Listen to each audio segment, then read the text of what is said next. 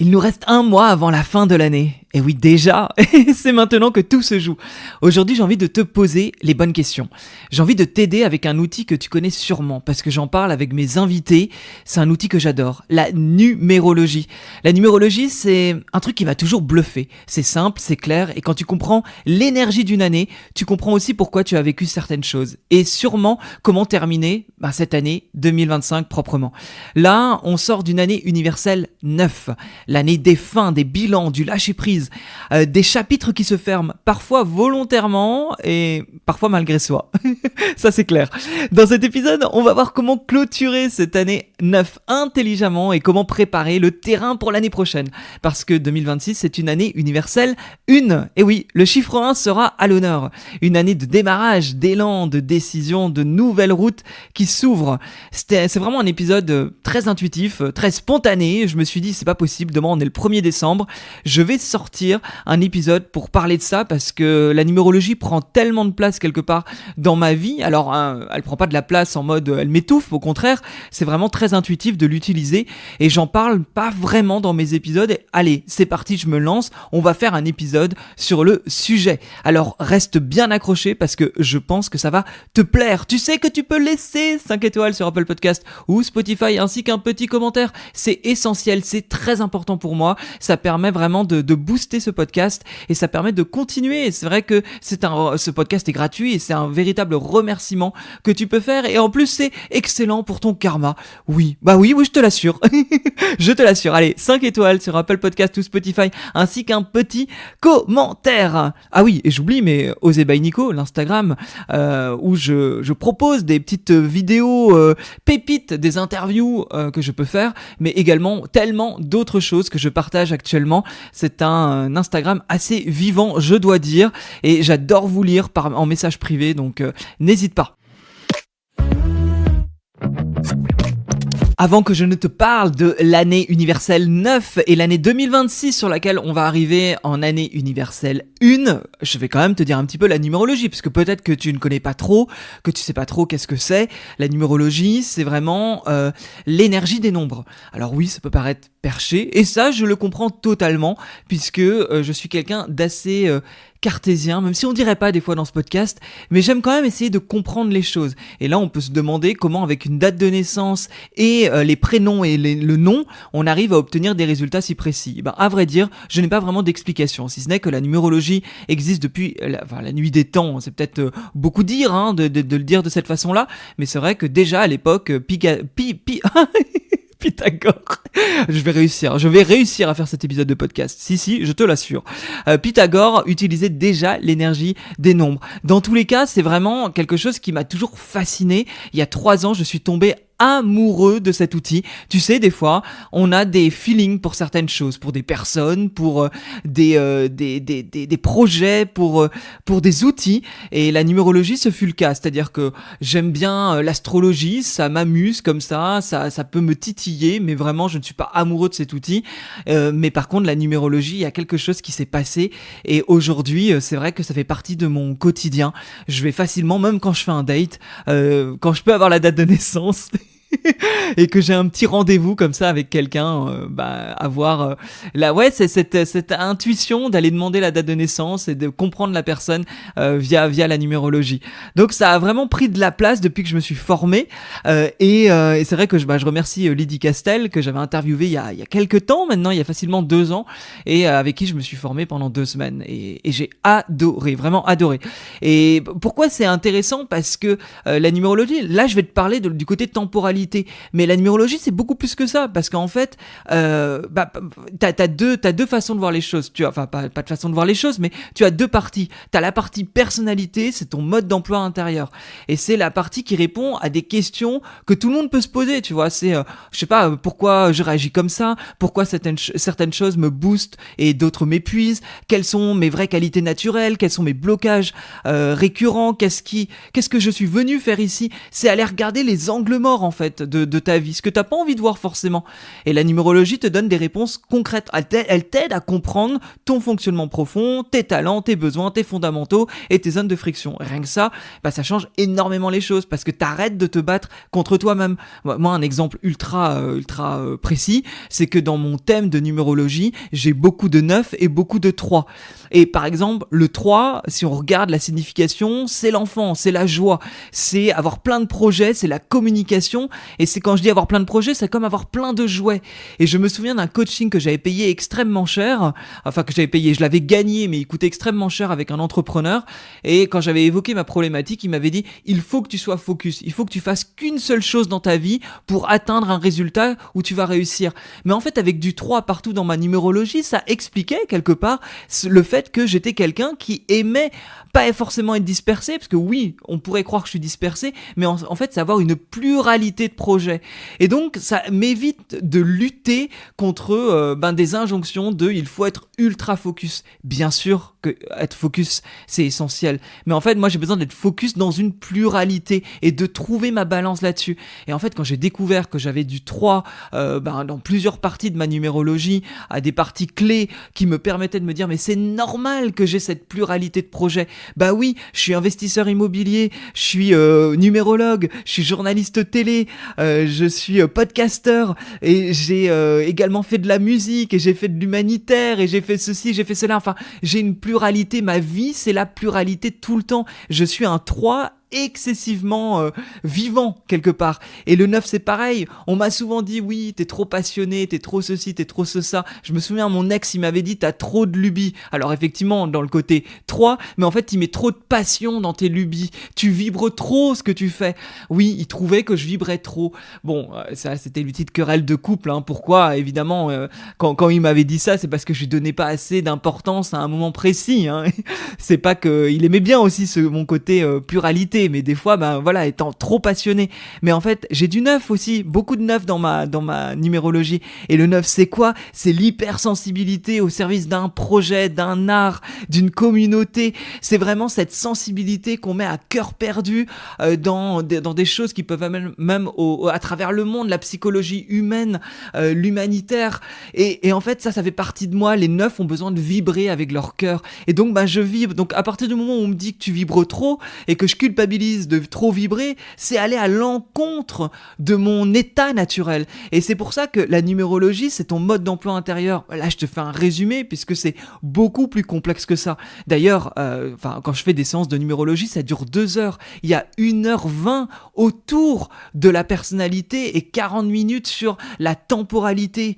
Donc ça prend vachement de temps quelque part. On va vraiment dans le détail. C'est quelque chose qui est beaucoup plus complexe que quand j'en parle avec mes invités ou que même le résumé que je te fais là, parce que on va parler de temporalité justement, d'année universelle, mais c'est plus complexe que ça. La partie temporalité, c'est le facteur temps. Ouais, c'est la deuxième partie que j'adore parce que tu peux connaître ton mode d'emploi, mais si tu ignores le bon moment pour agir, tu forces et tu t'épuises. Et la numérologie, te montre dans quelle saison de ta vie tu es, quelles décisions sont alignées maintenant, quand commencer, quand clôturer, quand te lancer, quand ralentir, quand un mois est compliqué et pourquoi quand un mois est compliqué et pourquoi un autre s'ouvre comme par magie, c'est comme si tu arrêtais enfin de vivre à contre-courant. Donc il y a toute cette partie de temporalité qui est absolument passionnante, et quand tu combines les deux, ça devient forcément puissant puisque tu comprends qui tu es, comment tu fonctionnes et quand tu dois faire les choses. C'est simple, pratique et hyper concret, et c'est vrai que je m'en sers tout le temps. On va en parler là de la partie temporalité. Je vais te donner des exemples historiques, je vais te donner des exemples personnels, et puis ça permet en tout cas de se remettre dans son axe. D'ailleurs, si une séance de numérologie t'intéresse, tu as le lien dans la description, où tu m'envoies un message sur Instagram ou sur mon mail osebynico@gmail.com si tu souhaites réserver une session. En général, les fins d'année et début d'année sont des moments qui sont ultra intéressants, en tout cas parce que ça permet de connaître son énergie de l'année à venir. Bon, allez, cesse de bavardage autour de la numérologie. Parlons vite. Non, pas parlons vite, non. Parlons bien. Oh là là, on est dimanche soir, faut pas m'en vouloir, on est en fin de journée, il est 19h52. Je vais réussir à faire cet épisode, promis. Allez, on passe sur l'année universelle 9 avant d'aller sur 2026. Qu'est-ce que ça nous dit ? En temporalité, il y a ce qu'on appelle une année universelle. Comment ça se calcule ? Très simplement, puisque, par exemple, 2025, tu vas additionner 2 plus 2 plus 5. Ça va te donner un 9. Et après, quand on va aller voir justement l'année 2026, 2 plus 2 plus 6, ça donne 10 et on réduit et ça donne le chiffre 1, puisqu'on va additionner le 1 plus 0. Donc forcément, ça donne l'énergie 1, l'énergie 1. C'est important de le savoir. Alors, encore une fois, dans une séance de numérologie, c'est plus complexe parce que là, l'année universelle, ça donne une énergie universelle. Et tu vas voir parce que je vais te donner justement des exemples, même historiques quelque part, des années qui montrent que l'énergie est présente. Mais dans un thème personnalisé, on va aller regarder l'énergie, mais du coup ton année personnelle au niveau de ton énergie personnelle. Et c'est vrai qu'on va toujours coupler l'année personnelle plus l'année universelle. Et ça donne, ça te donne une couleur différente. Je vais te donner un exemple concret avec moi, mais avant, regardons un peu l'année universelle. Donc ça te concerne toi et ça concerne tout le monde quelque part, ça concerne le monde. L'année universelle 9 en 2025, l'énergie de la fin, mais aussi du grand bilan. L'année 9, c'est toujours une année particulière, elle marque la fin d'un cycle de 9 ans. C'est dans une année 9, l'univers te dit littéralement, tout ce qui n'a plus de place dans ta prochaine vie sort. Des gens qui peuvent s'éloigner, des projets qui se terminent, des situations arrivent à bout de souffle, des émotions qui remontent aussi, ton corps qui est fatigué, l'envie d'introspection est plutôt présente, les voyages qui peuvent se multiplier, l'altruisme, la cause commune, les engagements prennent place. Ce n'est pas une année facile, je vais dire que c'est une année nettoyante. C'est vraiment cette année propice au bilan. Comment t'en servir aujourd'hui en décembre ? Parce que c'est un peu ça, on arrive sur la fin de cette année 2026. Le but n'est clairement pas de se dire que tu pars sur un bilan pendant 6 mois. Pose-toi 3 questions. Allons droit au but. Là, pose-toi. Allez, je te pose les questions et on va dire que c'est peut-être des questions qui vont te servir pour bien clôturer 2025. Qu'est-ce que je dois absolument clôturer avant janvier ? Une situation, une relation floue, un engagement, un dossier. C'est vraiment une année de clôture, pas d'ouverture en tout cas. Autre question, la deuxième. Qu'est-ce que je ne veux plus traîner dans mon énergie ? Une habitude, une peur, une obligation, un rôle. Et troisième question, qu'est-ce qui s'est terminé pour moi et que je n'ai pas encore accepté ? Reconnaître la fin, c'est déjà guérir, c'est un premier pas. Donc c'est quelque chose que tu peux faire aujourd'hui au mois de décembre, c'est vraiment te poser ces questions-là de façon à prendre du recul. L'année 9 a vraiment ce côté bilan et fin de cycle, mais attention, il y a aussi dans cette énergie 9 un côté de reconnaissance. Le 9, ça peut être la reconnaissance, donc c'est important d'aller regarder que peut-être, en général, la plupart des gens, même avec qui je fais des séances de numérologie ou que je côtoie dans mon entourage, ils ont ce côté bilan qui est très présent. Il y a quand même un côté de je ferme une porte. Mais il peut y avoir aussi ce côté reconnaissance. C'est-à-dire que, même je le vois de façon personnelle, c'est vrai que mon podcast, cette année, j'ai été dans des jurys, j'ai été sollicité pour pas mal de choses. Il y avait cette façon de reconnaissance. Mais en même temps, à bien des égards, c'est une année qui me pousse à fermer pas mal de chapitres. Donc c'était vraiment un double tranchant quelque part. Enfin, pas double tranchant, je sais pas si c'est le mot juste, mais c'est quelque chose à prendre en compte. Donc regarde aussi si peut-être parce que tu as semé des graines dans les années passées, tu as une forme de reconnaissance qui peut être aussi présente. Avant de te parler d'exemples historiques qui peuvent vraiment aiguiller quelque part cette année 9 universelle, j'ai envie de te donner une petite précision. Effectivement, l'année universelle, ça comprend une forme de globalité. C'est une couleur universelle, je dirais même presque mondiale. À côté de ça, on a tous des années personnelles. Et c'est important aussi de connaître son année personnelle parce que c'est ce qui va permettre, quelque part, d'avoir la bonne direction. Pourquoi ? Moi, par exemple, j'étais en année 3 personnelle. 3, je l'ai évoqué tout à l'heure, l'archétype, c'est l'enfant, c'est la joie, c'est aller se faire vers plein de projets, c'est la pluralité de projets, c'est la communication, c'est le lien. On est sur vraiment un côté très solaire, sur le côté vraiment enfant qui s'amuse. Et donc, cette année 3 me poussait à être dans cette joie, en essayant plein de choses, tout en faisant un bilan. Quelque part, justement, cette année 9 me disait d'enlever ma charge mentale, de clôturer certaines choses pour faire exploser cette joie, parce que forcément, si j'ai la tête dans le guidon, si je ne fais pas le bilan, si je ne clôture pas certaines choses, comment je peux ouvrir de nouveaux projets qui me mettent dans la joie? C'était comme ça que je devais comprendre mon année 3 personnelle avec mon année 9 universelle. Il se trouve que j'ai fait une grande erreur, une énorme erreur. Je n'ai pas fait le bilan en cette année 9. Et oui, pour un mec qui s'est formé en numérologie et qui donne tous les mois des séances de numérologie, parce que merci pour votre confiance, mais aujourd'hui on est plus de 80, vous êtes plus de 80 à m'avoir sollicité pour des séances de numérologie, et ben il se trouve que les cordonniers sont les plus mal chaussés, et quelque part j'avais beau dire à tout le monde, et même dans ce podcast, faites des bilans, c'est une année de bilan, etc., et ben il se trouve que je ne l'ai pas forcément fait. J'ai fait, ou en tout cas, je regardais ça de façon superficielle. Donc, qu'est-ce qui s'est passé? C'est que j'ai eu une année 3 contrariée, qui s'est quand même déroulée beaucoup dans la solitude, dans la tristesse. J'ai eu des problèmes de relation avec mon meilleur ami. On n'oublie pas que l'année 3, c'est une année de lien. Et donc, dans un aspect contrarié, c'est une année où le lien, il s'effrite un peu. Et avec mon meilleur ami, on a eu des problèmes parce que on avait besoin de faire notre bilan amical. C'est marrant de dire ça comme ça, mais il se trouve que depuis des années, il y avait des non-dits. Et il a fallu attendre octobre pour avoir une discussion pendant 4 heures, les yeux dans les yeux, où on a fait table rase du passé, où on s'est dit les choses, où on a fait un bilan de notre relation, de ce qui allait, de ce qui n'allait pas. Et c'est comme ça qu'on a pu remettre le lien qui, clairement, ça n'allait pas cette année.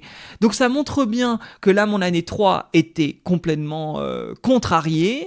C'est comme ça qu'on peut dire d'un chiffre, il est soit positif, soit contrarié, parce que du coup, je n'avais pas fait le bilan.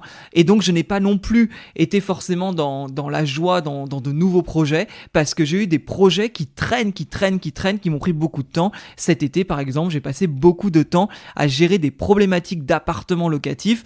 Comme tu le sais, je l'ai évoqué, j'ai investi dans l'immobilier et j'ai même été, à un moment donné dans ma vie, coach dans l'investissement immobilier locatif. Et il se trouve que là, j'ai eu des problématiques avec des locataires, des problématiques de travaux, et c'est vrai que je me suis posé la question de vendre ou pas, et clairement dans une année 9 universelle où quelque part je dois exprimer ma joie, la pluralité de projets, la légèreté en mettant fin à certaines choses, oui, plus d'une fois je me dis que j'aurais peut-être dû vendre un des appartements qui me prennent beaucoup de charge mentale, et donc en ne dégageant pas de charge mentale, je n'ai pas pu laisser habiter mon année 3, d'où l'importance, tu vois, de connaître aussi ton année personnelle, puisque ça te permet de mieux comprendre comment tu peux jouer avec ton année personnelle et ton année universelle. Regardons les exemples historiques qui peuvent te donner des clés. Le 9 crée toujours une fin majeure pour permettre un nouveau cycle collectif. En 1989, par exemple, qui était donc une année universelle 9, il y a eu la chute du mur de Berlin, la fin d'une époque, début d'un monde nouveau. En 1998, pareil, année universelle 9, décision européenne de créer l'euro, fin des monnaies séparées en Europe. Donc tu vois, il y a des choses comme ça qui ne s'expliquent pas.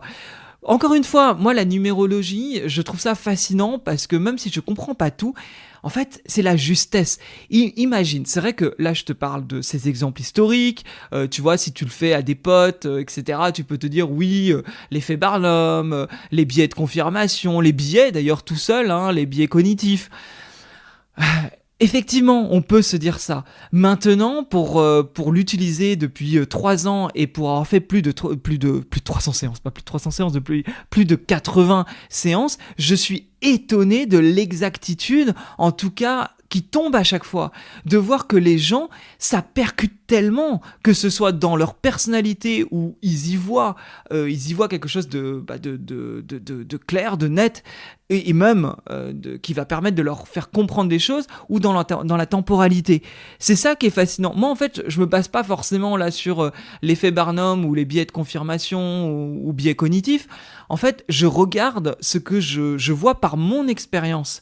On peut voir qu'en 2007, qui était une année universelle 9, c'était le début tangible d'une crise financière et c'était la fin d'un modèle économique. Donc ça aussi, c'était à prendre en compte. Et par exemple, en 2016, qui était aussi une année neuve, là je te fais toutes les années universelles neuves, et ben c'était le Brexit, donc la fin de l'Angleterre qui décidait de se séparer de l'Europe. Hein. Donc quelque part, il y avait aussi la fin de quelque chose.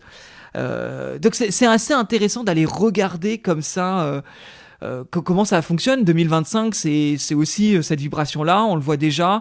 Il y a des tensions, fin de cycle politique, des migrations massives, l'IA qui aussi, on voit qu'il y a un vrai changement, c'est-à-dire que l'intelligence artificielle a vraiment pris la place, on est sur la fin d'un nouveau monde.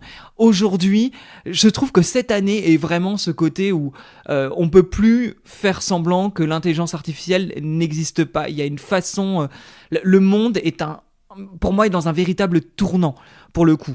Donc, on sent que c'est la fin d'un chapitre mondial, quelque part, qui se termine, qui se clôt avec cette année universelle 9. Et on entre dans l'année 2026, l'année universelle 1, le redémarrage total. Le 1, c'est l'impulsion, c'est ce moment où tu recommences une nouvelle version de ta vie. Une année 1, te dit quoi ? Choisis ta direction, n'attends pas que ça vienne des autres, fais-le maintenant, même petit. C'est une énergie d'initiative, de projet, de nouvelles rencontres, de décisions personnelles, de démarrage professionnel, de premières pierres posées, d'identité qui change, de mise en action. Et surtout, attention, parce que le 1 n'aime pas l'indécision, la passivité, attendre une validation extérieure, commencer dans le négatif, conflit, rupture, impulsif, vengeance, d'où l'importance de bien terminer certains chapitres en ce mois de décembre, surtout n'oublie pas, parce que tout ce qui naît en année 1 dure longtemps. Et oui, en numérologie, quand on commence un cycle en année 1, c'est important de comprendre que c'est censé durer, que évidemment, il y a plus de subtilité, mais je te parle encore des grandes lignes en fonction de ces années universelles, c'est censé durer. Donc l'importance là de bien terminer certains chapitres. On peut regarder certains exemples historiques pour comprendre la vibe du 1. Le 1, si tu veux, en l'archétype, c'est l'action, c'est le père. Le père, c'est vraiment c'est une énergie yang qui débute.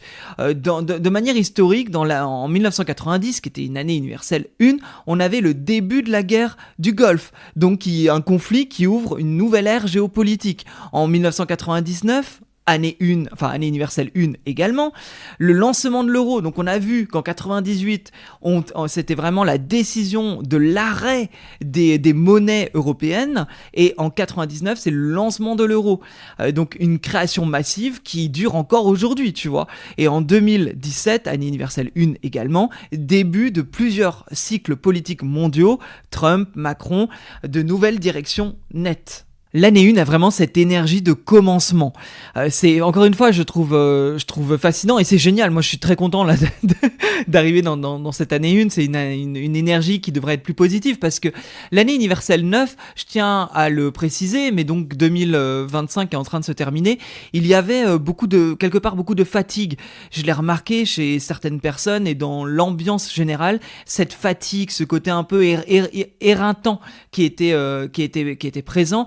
Parce que c'est pas une année qui est forcément évidente. Quand on commence à aller regarder dans ses placards, dans son histoire, quand on commence à vouloir faire du tri, ça peut être fatigant et je ressentais pas mal de choses. Parce que quelque part, cette année 2025, ça nous demandait de nous regarder aussi en face, de regarder qu'est-ce qui n'allait pas. C'est toujours d'ailleurs un peu le cas jusqu'à la fin de l'année. Et ça, c'était important de prendre en compte. Donc des fois, forcément, le corps, la tête, notre cerveau n'a pas du tout envie d'aller chercher ça, et donc ça crée de la fatigue et de l'irritabilité. Donc forcément là, l'année 1, ça va être une énergie normalement qui va être beaucoup plus positive, du moins si on est en action. C'est quelque chose d'important, et encore une fois, ça va dépendre aussi de ton année personnelle. Pour te donner encore une fois mon exemple, il se trouve que l'année prochaine, je vais passer en année personnelle 4 4, c'est quoi? C'est les fondations, c'est les racines, c'est le travail. On revoit les fondations, on avance de manière méthodique, on est carré, on est organisé, c'est la mort symbolique avec renaissance, c'est le changement de statut. Bref, c'est pas une année fun. Dans l'idée, c'est pas une année fun. Et pourtant, je commence déjà à ressentir ça. Je commence déjà à savoir que l'année prochaine, clairement, va falloir que j'avance. Mais que j'avance de manière carrée. Parce que forcément, mon 4 qui va être dans ce côté carré, plus le 1 qui est je décide, j'avance, je débute, je sème mes premières pierres pour commencer de nouvelles choses, et ben ça doit se faire de manière carrée. C'est la restructuration. Et c'est aussi pour ça que je vais faire une retraite Vipassana en ce début d'année. Vipassana, j'en ai parlé ici et là. Si tu sais pas ce que c'est une retraite méditative. C'est 10 heures de méditation par jour pendant 10 jours. Et oui, dans un silence total. Pourquoi je le fais là? Parce que j'ai besoin de reprendre les bases. J'ai besoin de reprendre des bases de manière solide. Donc pour moi, Vipassana, quelque part, c'est ce côté-là, quoi. C'est d'arriver surtout que, pour moi, c'est une année très particulière. Je vais avoir 40 ans. Ça me terrorise, je pense que tu n'es pas sans savoir que les années qui passent et les 40 ans, c'est un gros cap. Je sais pas quel âge tu as et je sais pas comment, si tu as plus de 40 ans, vécu tes 40 ans, il se trouve qu'on parle souvent de crise de milieu de vie. Je pense que je le vis un peu comme ça puisque je réalise à quel point ça fait 20 ans que je suis adulte. Et oui, de mes 20 à 40 ans, ça fait 20 ans que je suis adulte. Et c'est, waouh, quelque part, j'ai réalisé un grand nombre de mes rêves de par mon 3 qui m'a amené cette pluralité de projets et de réaliser plein de choses. Et j'ai eu un peu peur, en fait, de mes 40 à 60. Qu'est-ce qui va se passer? Qui je vais devenir? Qui suis-je? Donc, j'ai besoin de revoir ces fondations. Et donc, commencer une année 4 personnelle 2026 pour mes 40 ans, donc 40 ans 4, année 4 personnelle, je me dis, waouh, ok, on commence par une retraite Vipassana. On vire tout, on arrête tout, on met tout sur pause. Et ce début d'année, ça va être signe de revoir les fondations. Et ensuite, on va se mettre au travail. Ensuite, on va avancer. La numérologie, quand je te dis que c'est un guide, je rigole pas. Quand je te dis que je suis passionné par ça, je le suis réellement. Parce que j'arrive à mettre en place des choses qui sont justes. Attention, ce n'est pas une influence, c'est un outil qui m'aide tout simplement à voir si ce que je ressens est juste. Et je vais pas te mentir, là, je sens déjà cette énergie 4 qui est présente, je sens que c'est clairement là et je sens à quel point j'ai envie d'aller regarder mes comptes, envie de structurer, de mettre fin à des abonnements qui ne me servent pas. Enfin, j'ai vraiment besoin de revoir cette énergie-là d'organisation, de fondation de travail, tout en j'ai envie de construire de nouveaux projets. Et ça doit commencer par un vide. Mais tout ça, c'est propre à moi. Et c'est pour ça que la numérologie, c'est bien de comprendre d'un sens beaucoup plus large, parce que si tu regardes ça juste comme ça, et que tu le mets pas au sérieux, alors attention, tu fais ce que tu veux, tu peux écouter cet épisode et te donner 2-3 indications, c'est cool, hein. Mais si vraiment tu veux prendre la numérologie de manière sérieuse, ça demande d'aller plus loin, ça demande de comprendre. Alors, que ce soit avec moi en faisant un thème de 2 heures, ou que ce soit avec quelqu'un d'autre, à la limite, je m'en fous. Mais j'ai envie de te dire, si tu as envie de le faire sérieusement, ne le prends pas forcément... comment je vais te dire ? Tu peux regarder sur Internet, tu peux acheter un bouquin, mais je vois à quel point on oublie les choses. Encore une fois, moi je me suis intéressé pendant longtemps au Human Design, qui est un outil que j'aime beaucoup. Et je faisais ça avec ChatGPT. Ouais, mais en vrai, on va pas se mentir. C'est quand je l'ai fait avec Mélissa Simoneau d'ailleurs, que je vais sortir un épisode avec elle sur le Human Design. C'est quand j'ai fait une séance avec elle de 2 heures que j'ai réellement compris mon Human Design. C'est pas en regardant ChatGPT ou en regardant un article sur Google. Pourquoi ? Parce que je le prenais pas vraiment au sérieux, et vu qu'aujourd'hui on est matraqué avec les téléphones, j'ai mon téléphone là que je viens de poser sur le bureau, l'ordinateur, les news, ça va dans tous les sens. On n'est pas réellement concentré. Donc je trouve que si t'es appelé par un outil, encore une fois, peu importe l'outil, que ce soit la numérologie, numérologie, l'astrologie, le human design et que tu as envie quelque part d'avoir un éclairage pour ta nouvelle année avec l'un de ces outils, prends quelqu'un, fais-le sérieusement. Moi, tous les débuts d'année, j'ai mon astrologue numérologue avec qui je prends rendez-vous parce que même si je connais parfaitement la numérologie, j'ai besoin d'avoir quelqu'un qui me montre mes angles morts parce que on est très bon à ne pas regarder la réalité dans nos vies. On est très bon à mettre sous le tapis ce qu'on n'a pas envie de voir. Et donc c'est beaucoup plus simple d'avancer en disant oui j'ai compris alors qu'on ne le comprend pas. Ça tu sais, quand je suis un peu énervé quand je dis ça, mais je suis pas énervé contre toi, hein. Je suis énervé contre moi de voir à quel point des fois j'ai juste besoin d'avoir quelqu'un en face qui me dise Nico, tu fais de la merde. Nico, à un moment donné, tu fais pas les choses comme il faut. J'étais avec un pote hier. On allait voir un spectacle, Giorda sur l'hypnose, c'était incroyable, j'ai adoré. Pareil, il y a un podcast qui sortira avec elle, on l'a pas encore enregistré. J'ai adoré cette femme. Il se trouve que j'étais avec lui et puis il me parlait de quelques problématiques et blocages qu'il a. Et je lui ai dit mais attends, on n'a jamais parlé de numérologie ensemble. Et il me dit bah non, tu m'as jamais dit mes noms. Je dis mais c'est pas possible quoi, ça fait 2 ans qu'on est potes. Je dis c'est impossible que je t'ai pas demandé ta date de naissance pour faire ça. Alors en général j'aime pas quand on le fait comme ça, tu vois, autour d'un verre. Enfin même si en ce moment là je bois pas d'alcool, mais néanmoins je préfère faire une séance qui dure 2 heures, qui est encore une fois mettre de la valeur sur quelque chose pour que ça te serve vraiment. Mais néanmoins hier je commence à lui dire écoute tes nombres c'est ça.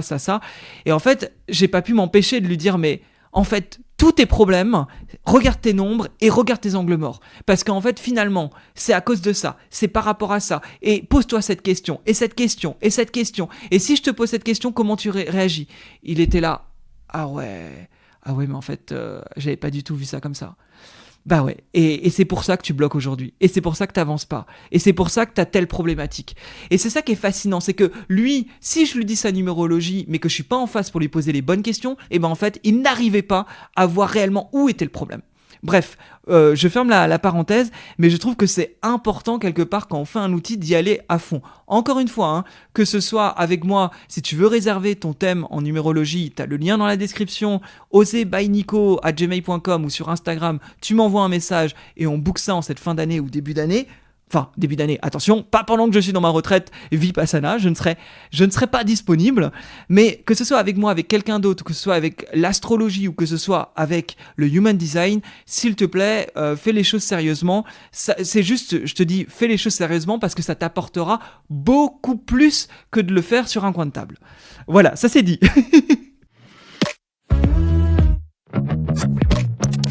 Bon, petit récap, on l'a vu, ce que tu peux faire maintenant. Fermer ton année 9 universelle, hein. Donc on ferme 2025 avant le avant le 31 décembre, fais une liste, ce que je laisse derrière moi, ce que je pardonne, ce que je termine, ce que j'accepte, ce que je laisse mourir.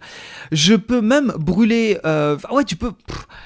oui, je peux même brûler du papier, tu vois. Tu peux écrire, peu importe, tu le fais de manière rituelle ou autre, mais c'est peut-être important aujourd'hui de faire du tri. Je l'ai fait très tardivement, mais le mois dernier, j'ai trié toute ma penderie. J'ai jeté 2 sacs, j'ai donné 2 sacs de fringues qui ne me servaient plus.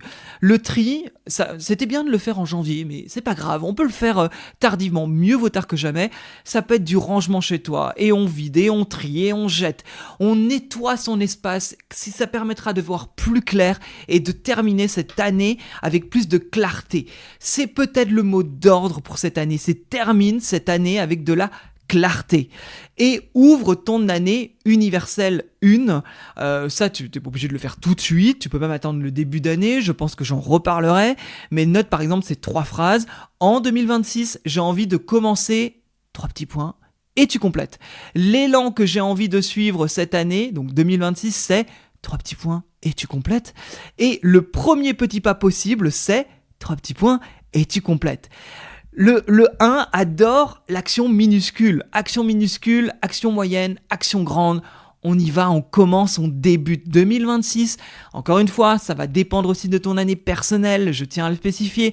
Évidemment, parce que tu peux me poser la question, mais si je suis en année personnelle 9, donc de bilan et en année universelle 1, c'est contradictoire. Oui, c'est ce qu'on appelle de l'ambivalence. La numérologie, c'est ça, et ça demande de le comprendre aussi, c'est qu'il y a des nombres en ambivalence. Ça veut dire quoi ? Ça veut dire que ton année personnelle neuve va te demander de faire le bilan, et le bilan tout en commençant certaines choses. Donc peut-être qu'il va falloir faire un bilan de compétences. C'est peut-être ça ton action de début, c'est d'aller faire un bilan de compétences parce que tu n'es plus bien dans ton boulot. Donc tu arrives à trouver en fait la justesse et l'équilibre entre ton œuf personnel et ton 1 universel. J'espère que je ne te perds pas parce que c'est vrai que comme ça en un épisode de podcast sans t'avoir en face de moi pour me poser tes questions ou voir ton œil là qui est sceptique de je ne comprends pas ce que tu dis Nico, je peux imaginer effectivement que ça peut être un peu complexe. Mais en tout cas voilà, c'est important de voir un petit peu les ambivalences aussi au niveau des nombres, mais garde en tête, année 2026, globalement, tu avances et tu commences de nouvelles choses. 2025 t'a peut-être bousculé, épuisé, remué. Et c'est normal, c'est une année de fin. Mais maintenant, pensons à 2026. C'est ton année pour recommencer, oser, décider, initier.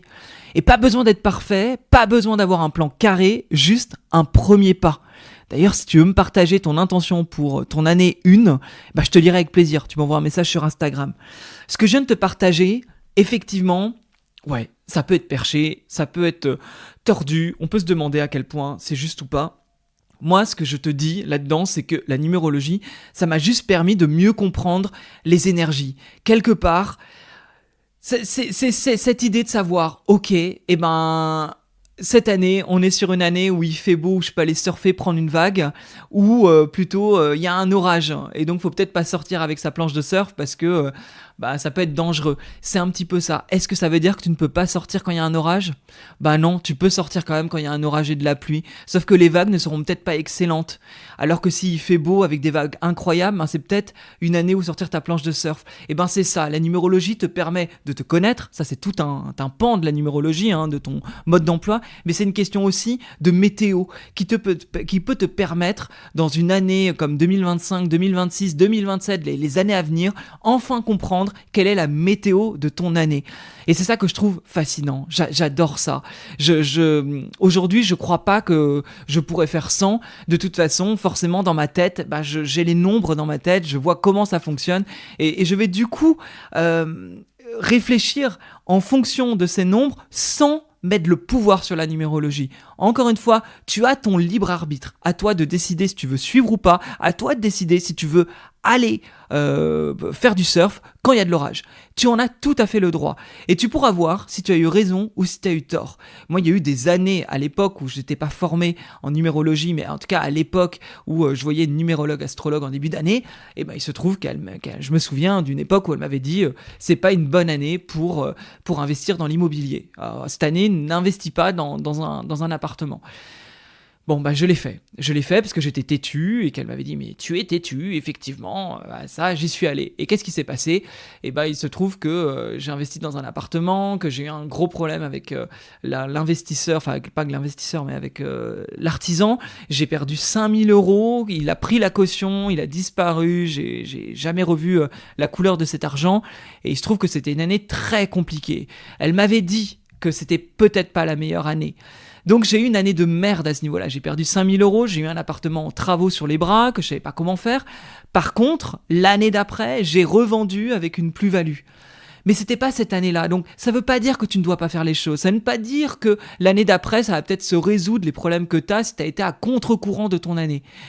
Mais c'est juste de voir... Moi, je suis fasciné en fait de cette justesse de comment les choses bougent en fonction de l'énergie. Donc, je vais arrêter cet épisode parce que je pourrais continuer des heures et les gens qui viennent dans mes séances savent que je suis extrêmement bavard et passionné. C'est mon œuf qui parle et mon œuf, il est passionné, il est connecté à toi pour te faire avancer, te faire comprendre les choses. Et là, c'est pareil, te faire un épisode là-dessus, je pourrais t'en parler des heures. Et je sais que les dates que je peux faire aussi, certains mecs, heureusement, ils aiment bien ça. Je le vois de toute façon s'ils aiment pas, mais je peux en parler pendant des heures, j'adore ça. Donc surtout, on a bien compris, l'année 9, l'année universelle 1, on clôt bilan de cette année et on débute l'année prochaine. On se retrouve la semaine prochaine pour un nouvel épisode. Enfin non, cette semaine va sortir un nouvel épisode d'ailleurs. Là, je te sors, là on est lundi. Jeudi, on va dire jeudi, devrait sortir un épisode si je ne change pas la planification avec Alec Henry. Alors c'est un épisode d'un entrepreneur, mais crois-moi que en termes de dev perso et de connaissances personnelles, ça sera ultra passionnant. Alors surtout, ose commencer, ose être la première version de ta nouvelle, ose la première version de ta nouvelle année. Vas-y, je compte sur toi. Je te dis à très bientôt. Salut!